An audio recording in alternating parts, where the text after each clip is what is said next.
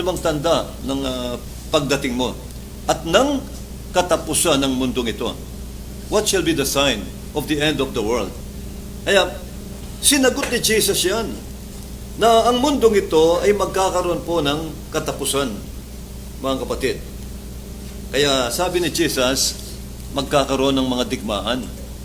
Bansa laban sa bansa, kaharian laban sa kaharian. Kaya itong nangyayari ngayon, sabi ni Lord, huwag kayong matakot, sapagkat ito'y kinakailangang mangyari. Fulfillment lang ito ng prophecy.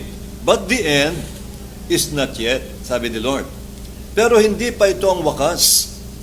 Ito'y pasimula pa lamang ng kahirapan, sabi ni Lord. Ibig sabihin ng mundong ito, papunta pa lang ang mundong ito sa tinatawag na tribulation period. At ang mga gyerang ito, pasimula pa lang po yan. Kaya nga, ang bilihin, nakikita natin, di ba, tumataas ang bilihin, ang gasolina, kanina, ang haba ng pila sa mga gas stations, nagpapanik ka buying sila, akala nila mauubusan ng gas. Dahil ang gasolina raw, parang aabot ng 100 pesos ata.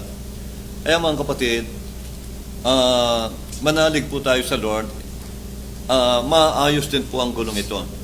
Sapagat alam natin ang prophecy ng Lord sa Iran. Bumagsak ang Iran pero itatayong muli ng Lord yan.